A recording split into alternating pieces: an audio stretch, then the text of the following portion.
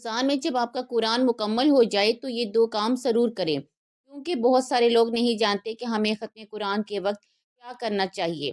محترم ناظرین، رمضان المبارک وہ بابرکت مہینہ ہے جس میں دل قرآن کے ساتھ جڑ جاتے ہیں، زبان تلاوت سے تر رہتی ہے اور آنکھیں آیات الہی کے نور سے منور ہو جاتی ہیں۔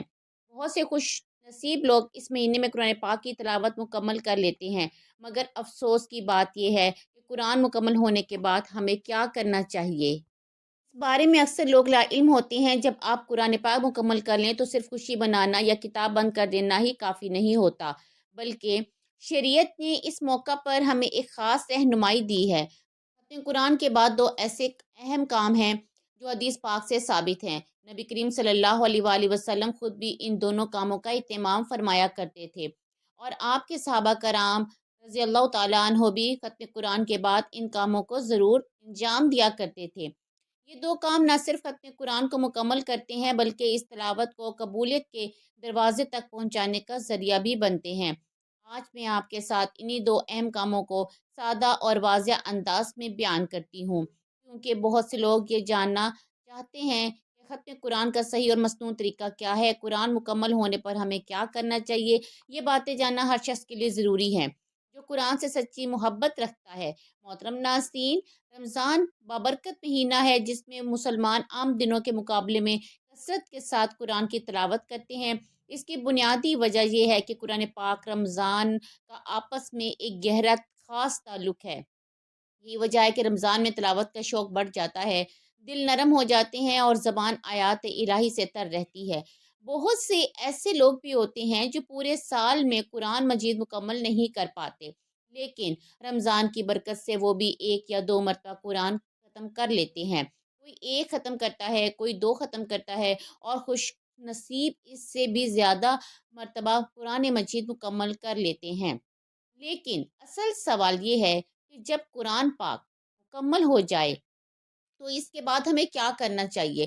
ختم قرآن پر وہ کون سے دو اہم کام ہیں جو ہمیں ضرور کرنے چاہیے؟ ان میں سب سے پہلا کام یہ جاننا ہے کہ ختم قرآن کا صحیح اور مسنون طریقہ کیا ہے۔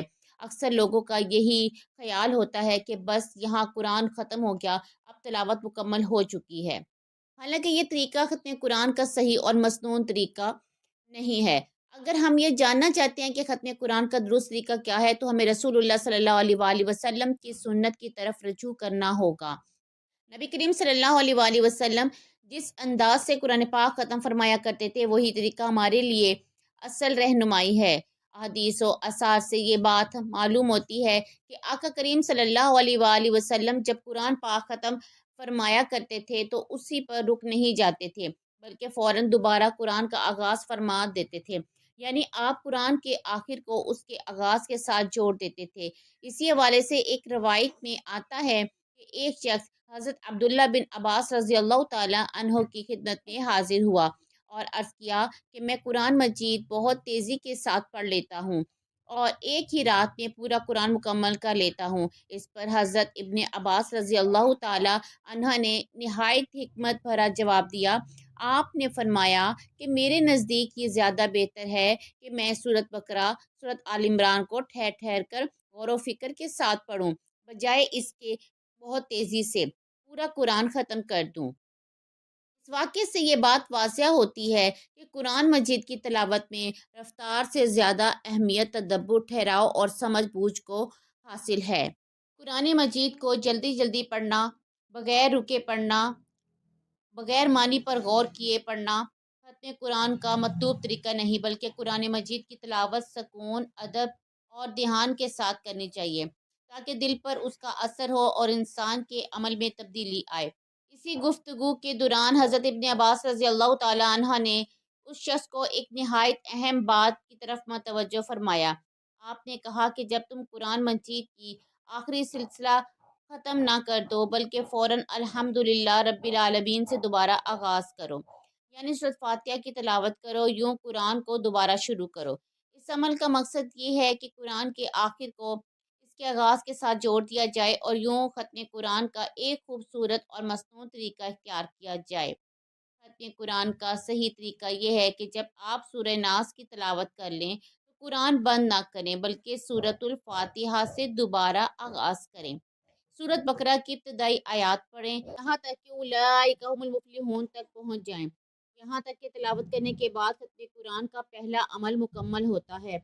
نبی کریم صلی اللہ علیہ وآلہ وسلم کے بارے میں بھی روایت آتی ہے کہ آپ صلی اللہ علیہ وآلہ وسلم سورہ ناس کی تلاوت کے بعد سورۃ الفاتحہ پڑھتے، پھر سورۃ بقرہ کی ابتدائی 4 آیات کی تلاوت فرماتے اور اس کے بعد آپ صلی اللہ علیہ وآلہ وسلم اپنی مجلس سے اٹھتے تھے۔ اس بات سے یہ معلوم ہوتا ہے کہ آپ صلی اللہ علیہ وآلہ وسلم ختم قرآن کے بعد فوراً نیا ختم کا آغاز فرماتے تھے، گویا قرآن کے ساتھ تعلق کبھی منقطع نہیں ہونے دیتے۔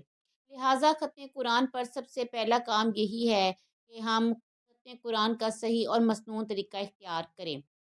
سورۃ الناس پر آ کر قرآن بند نہ کریں بلکہ سورۃ الفاتحہ سے دوبارہ آغاز کریں۔ سورۃ بقرہ کی ابتدائی آیات تک تلاوت کریں۔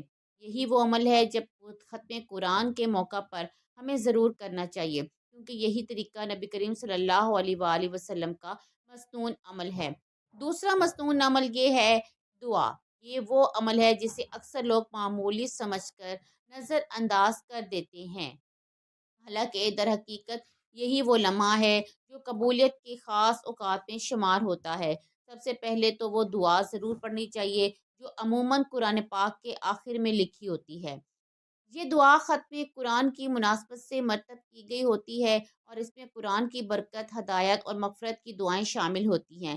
اس دعا کو پڑھنے کے بعد صرف اسی پر اکتفا نہ کریں بلکہ اپنی زبان میں، جس زبان میں آپ اللہ سے بات کرتے ہیں، دل کھول کر دعا کریں، کیونکہ یہ لمحہ بہت قیمتی ہوتا ہے۔ حدیث مبارکہ سے یہ بات ثابت ہوتی ہے کہ ختم قرآن کے وقت دعا قبول ہوتی ہے۔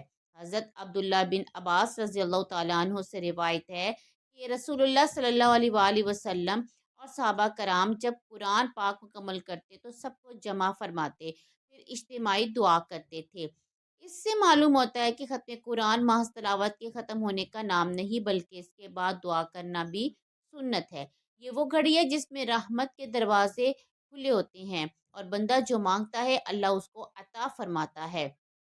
حدیث میں بھی آیا ہے کہ جو شخص رات کے وقت قرآن پاک ختم کرتا ہے اس کے لیے فرشتے صبح تک دعا کرتے ہیں، جو دن کے وقت ختم کرتا ہے اس کے لیے شام تک فرشتے دعا کرتے ہیں۔ جب خود فرشتے دعا میں شامل ہو جائیں اس وقت کی دعا کس قدر باوقار اور مقبول ہوگی۔ اس لیے ختم قرآن کے موقع پر دعا کو کبھی ہلکا نہ سمجھیں بلکہ اسے ایک عظیم نعمت جان کر پورے اہتمام کے ساتھ کریں۔ دعا کا طریقہ بھی نہایت سادہ ہے اور دل سے جڑا ہوا ہونا چاہیے۔ بہتر یہ ہے کہ آپ اپنے گھر والوں کو جمع کر لیں، چاہے بچے ہوں بڑے، سب کو اکٹھا کریں، پھر ہاتھ اٹھا کر اللہ کے حضور عاجزی کے ساتھ کھڑے ہو جائیں۔ سب سے پہلے درود پاک پڑھیں کیونکہ درود پاک دعا کی قبولیت کا ذریعہ بنتا ہے۔ اس کے بعد اگر آپ کو عربی دعائیں یاد ہیں تو وہ پڑھیں، سورۃ فاتحہ کی تلاوت کر لیں، جو مسنون دعائیں آتی ہیں وہ پڑھ لیں۔ اس کے بعد اپنے الفاظ میں اللہ سے بات کریں، یوں عرض کریں اے اللہ سب کچھ تیری توفیق سے ممکن ہوا، اگر تو مجھے طاقت نہ دیتا تو میں قرآن مجید مکمل نہ کر پاتا۔ اے میرے مالک اگر تلاوت میں کوئی غلطی کوتاہی بے ادبی ہوئی ہے تو اپنی رحمت کے صدقے معاف فرما دے۔ پھر جو ثواب اللہ نے عطا فرمایا اس کو نبی کریم صلی اللہ علیہ وآلہ وسلم کی بارگاہ میں ہدیہ پیش کریں۔ اگر دعا کرنے والا مرد ہے تو مردانہ سیغے میں اور اگر عورت ہے تو عورت کے انداز میں یہ دعا کریں۔ اس کے بعد پوری امت مسلمہ کے لیے دعا کریں اور اصالہ ثواب کریں۔ خاص طور پر اپنے مرحوم والدین، رشتہ داروں اور تمام مرحومین کو اس وقت یاد کریں۔ ختم قرآن کا یہ لمحہ مرحومین کے لیے بھی ایک عظیم تحفہ بن سکتا ہے۔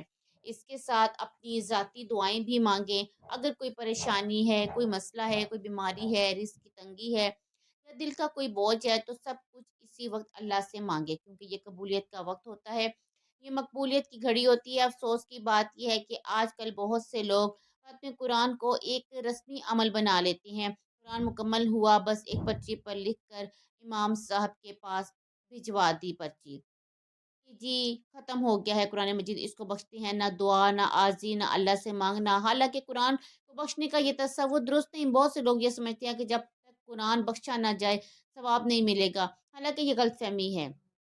قرآن مجید کا ہر حرف پڑھنے پر نیکیاں خود بخود لکھتی جاتی ہیں۔ قرآن پڑھنے کا ثواب کسی شرط کے ساتھ وابستہ نہیں ہے۔ قرآن کا بخشنا کوئی فرض یا لازمی نہیں، اصل چیز تلاوت ہے، نیت ہے اور وہ دعا ہے جو ختم قرآن کے بعد کی جاتی ہے۔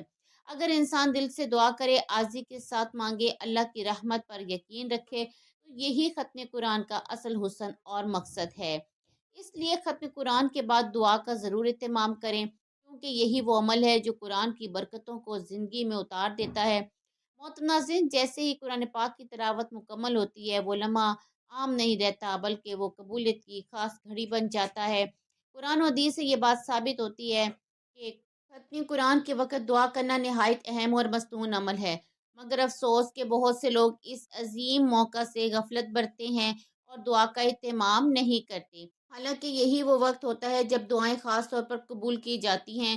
قرآن مجید ہمیں دعا کی ترغیب دیتا ہے۔ اللہ تعالیٰ قرآن مجید فرقان حمید میں ارشاد فرماتا ہے، قُلْ ادعونی استجب لکم، اور کہہ دو کہ مجھ سے دعا کرو، میں تمہاری دعا قبول کروں گا۔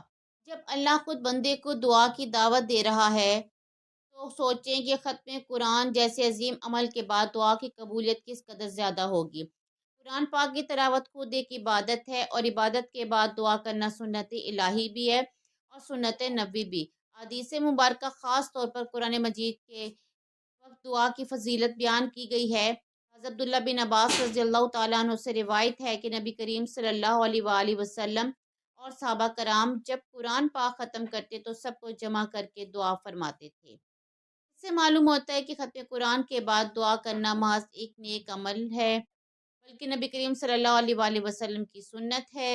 ایک روایت میں آتا ہے، جو شخص رات کے وقت قرآن پاک ختم کرتا ہے، فرشتے صبح تک اس کے لیے دعا کرتے ہیں، اور جو دن کے وقت کرتا ہے، شام تک دعا کرتے ہیں۔